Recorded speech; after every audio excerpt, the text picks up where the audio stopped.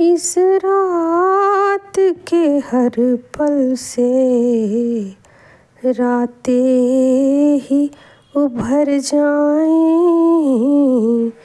रातें ही उभर जाएं। सिमटी हुई ये घड़ियां फिर से न बिखर जाएं, फिर से न बिखर जाएं। इस रात में जी ले हम, इस रात में मर जाएं, इस रात में मर जाएं। सिमटी हुई है घड़ियां। Divine female soul and healing zone में एक बार फिर से स्वागत है दोस्तों आप सबका। और ये सॉन्ग मैंने गाया सिमटी हुई घड़ियाँ, सिमटी हुई ये घड़ियाँ फिर से ना बिखर जाए। और इसको ये फिल्माया गया है राजकुमार पर, और है इसकी जो नायिका है वो मौसमी चटर्जी है। और सॉन्ग गाया है इसको मोहम्मद रफ़ी और लता मंगेशकर ने गाया है। बहुत पुरानी फिल्म है। और ये फिल्म का सॉन्ग जो है लगातार मुझे चैनलिंग हो रही थी।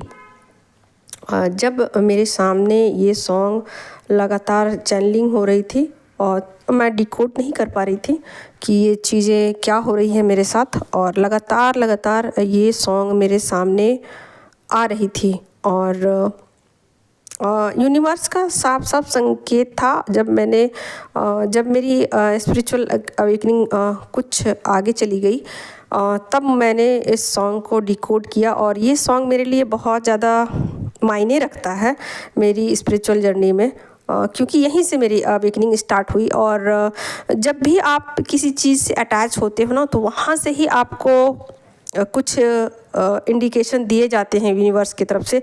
अगर किसी चीज़ से आप बहुत ज़्यादा अटैच होते हो ना, तो यूनिवर्स को लगता है कि आप इस चीज़ से ही सबक सीख सकते हो और यहाँ से ही आपको मैसेजेस डिलीवर करने चाहिए।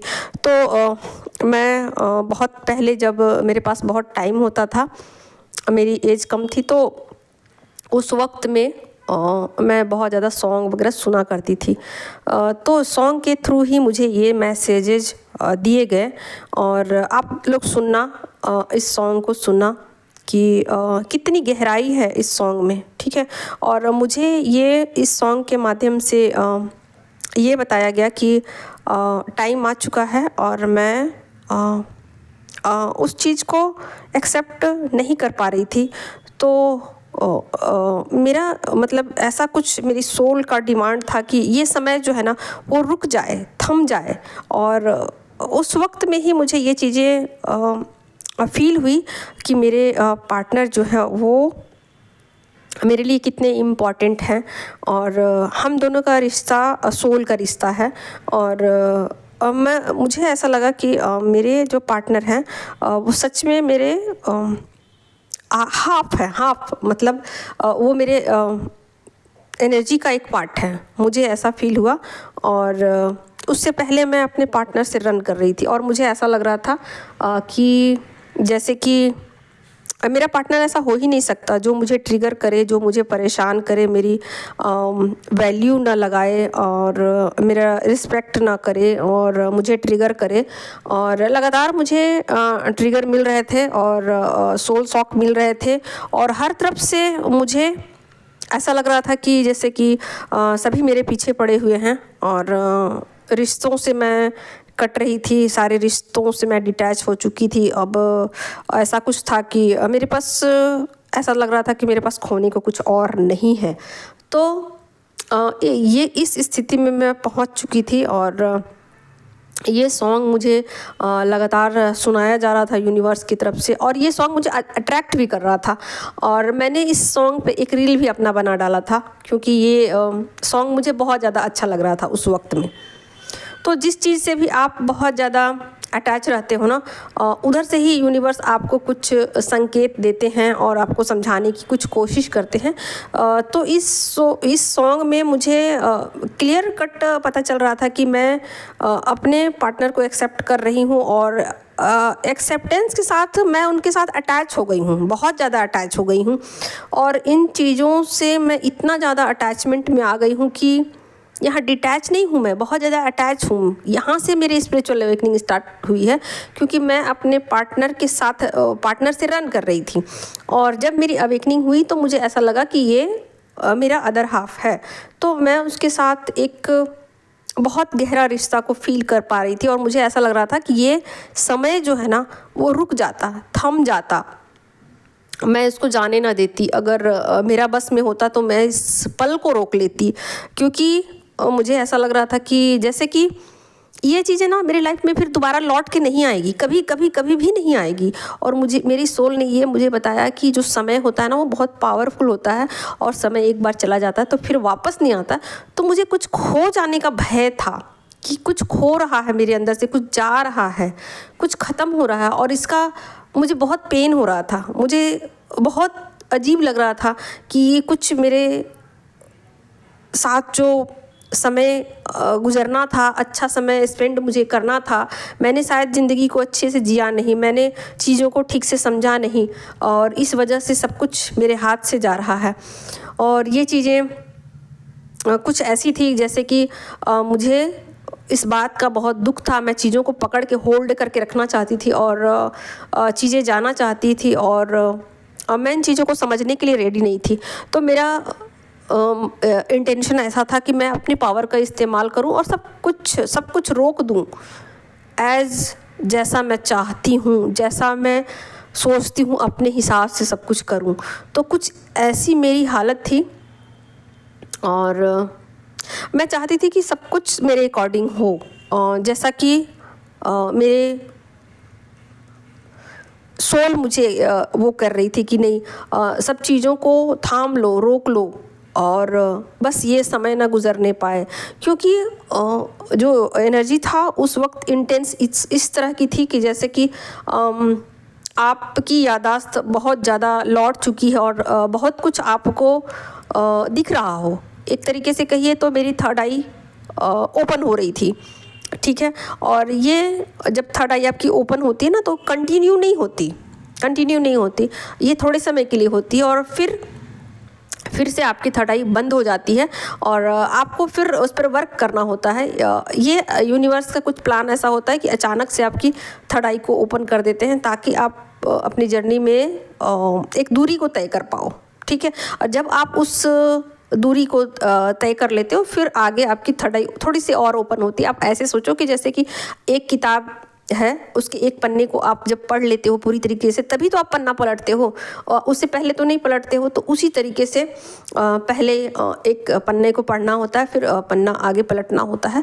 तो उसी तरीके से जब आपकी थर्ड आई ओपन होती है तो थोड़ी थोड़ी चीज़ें आपको दिखनी शुरू हो जाती है।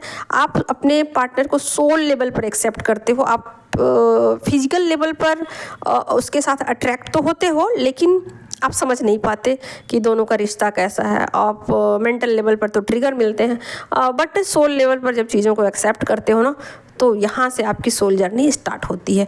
तो मेरी लाइफ में ये एक टाइम था जब मैं बहुत ज़्यादा डिस्टर्ब भी थी, साथ के साथ परेशान थी, डिटैचमेंट में थी, अपने पार्टनर से भी डिटैच थी।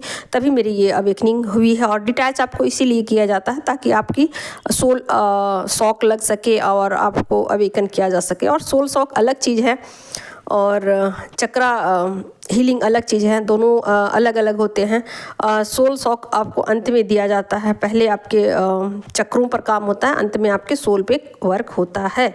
तो जब आपकी सोल पे वर्क होना होता है तो फिर जा कर के आपको सोल शॉक दिया जाता है, डार्क नाइट से गुजारा जाता है और बहुत कुछ एक्सपीरियंस आपको करने को मिलते हैं। 3D 5D जो भी चीज़ें हैं आपको समझ में आनी शुरू हो जाती है। तो मुझे लगा कि बहुत सारे लोग ऐसे होंगे जो रिश्तों के दलदल में एक बार पड़ जाते हैं, वहाँ से वो निकल नहीं पाते हैं।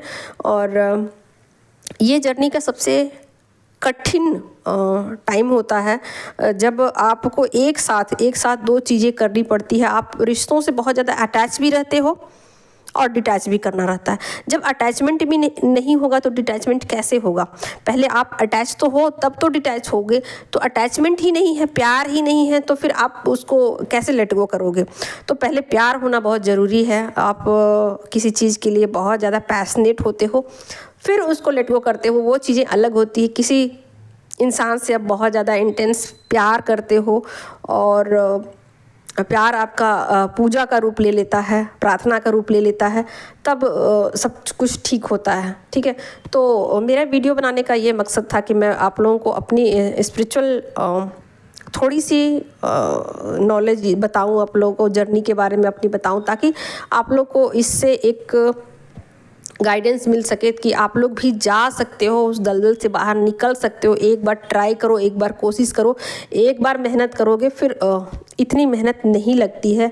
शुरुआत में ये चीज़ें थोड़ी सी कठिन लगती है। एक बार आपको हिम्मत करनी होती, हिम्मत करके जब आप निकल जाते हो तो बहुत हल्का, बहुत लाइट फील करते हो आप। तो बस यही मुझे कहना था, और जो भी है चीज़ें आप समझने की कोशिश करो जो मैं बताना चाहती हूँ। और जो मैंने सॉन्ग बोला ना, इस सॉन्ग को एक बार जा कर के आप सुनो और थोड़ा ध्यान से सुनना। आपको इसमें बहुत सारे मीनिंग समझ में आएंगे, बहुत सारे डीप मीनिंग है इस सॉन्ग में, और शायद इसी वजह से यूनिवर्स ने मुझे ये सॉन्ग लगातार सुनाया। और ये वीडियो मैं किसी के रिक्वेस्ट पे बना रही हूँ। उन्होंने कहा था कि मैम अपनी जर्नी के विषय में भी थोड़ा बताया कीजिए, ताकि हम लोग को थोड़ा मोटिवेशन मिल सके। और उनका नाम है मनमीत कौर, और वो लगातार मुझसे गाइडेंस ले रही हैं बहुत लंबे समय से। तो उनके रिक्वेस्ट पे ये वीडियो